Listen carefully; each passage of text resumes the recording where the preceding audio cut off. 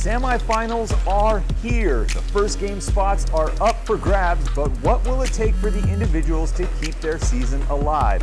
We've got the numbers up next on Inside the Leaderboard.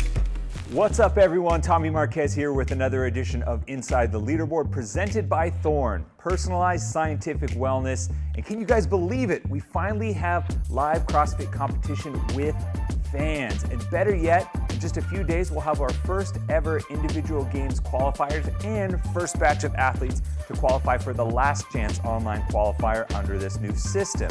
So looking back at 2018 at regionals when we had a similar event and scoring structure, I looked up what exactly it was going to take for some of these athletes to keep their games dream alive. Starting with Oceania and the upcoming Torian Pro, and using the parameters from this season, remember they only get 3 spots to the games, and the third place finisher on average is needed an 8th place finish per event for the men and a 6th place finish in the women's division that has had a concentrated talent pool at the top. And since the women have a displaced athlete from Africa joining their competition, they'll get an extra spot at the last chance qualifier, which is reflected in a slightly adjusted average event placement compared to the men. In North America, where 5 spots apiece to the games are awarded, things look very similar between the men's and women's divisions, with the only real difference being 1 placement in terms of average finish needed to qualify. But for both the events that get 3 or 4 athletes to the last chance qualifier, and the MACC this weekend will get 4, the average finish needed is identical. But remember, this is an average, and the nature of the sport means sometimes athletes bonk and an epic comeback is needed. So I looked up what the lowest possible finishes were the last time around for athletes that still managed to qualify or finish in one of the positions that could extend their season through the last chance qualifier. And as you can see, there's a lot of leeway here. Now, there are fewer spots at this season's events, but the fact that athletes were able to finish below the 25th percentile and still qualify and finish last or dead last and stay within the top 9 is a testament to the fact that the athletes this weekend can absolutely battle back from a bad finish. And speaking of battling back, Cole Sager is an athlete that is known for his epic comebacks in qualifying for the CrossFit Games, and I had a chance to catch up with Cole earlier this week. Thanks so much for joining me. And first and foremost, how's the training going and how's fatherhood treating you? Fatherhood is amazing, man. You know, it's a little bundle of joy, and I think just like any parent, I think you would say that I think the thing that you lose the most of is just a little bit of sleep. So training's going well, though. That's just the one thing that I have to mediate is just like, hey, am I getting enough sleep? Am I recovering enough to be able to hit training hard? So I'm feeling pretty good. Happy to hear it. Happy to hear everything's going well.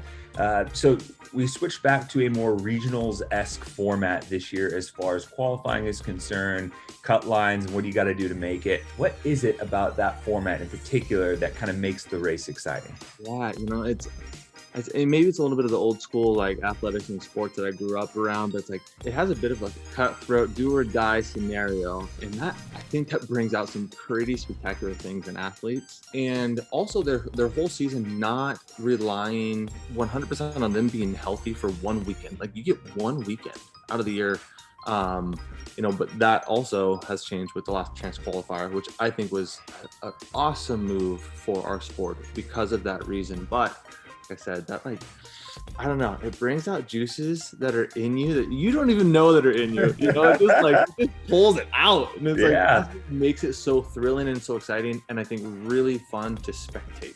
Totally, and we get essentially two bubble races now. The bubble race for the game spots, and then the last chance qualifier, like you mentioned. You've been in a few of those races for game spots in the past, and I'm curious because you hear different responses from different athletes, but how much does your standing on the leaderboard play into your approach and just your overall kind of strategy for the weekend as you progress through it?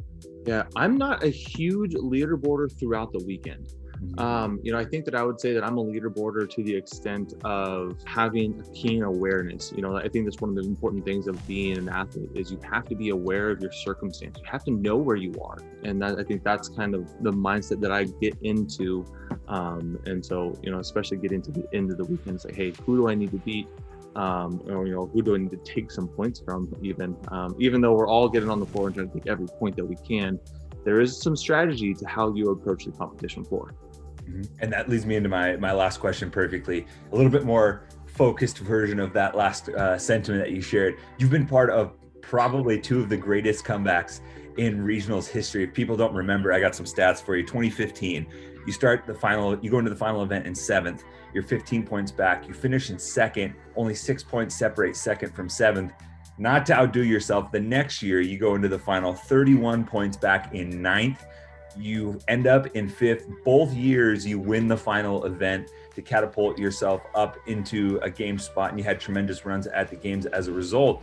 What is your mindset in that particular moment as you try to get psyched up to pull off really what is, I don't want to say impossible because you did it, but what is considered improbable and basically a long shot at the time? Yeah, it's interesting. In those moments, I think really the biggest thing that the mindset that I'm trying to keep is just keep hope. You can't know what the sport's going to do, because in that day, that for me to overcome 31 points, several athletes had to have certain circumstances take place in their own race to allow me to jump the leaderboard the way I do. But I had to go take care of business, and you have to rely on your preparation, and you have to have confidence that, hey, look, I have prepared for this, now go execute.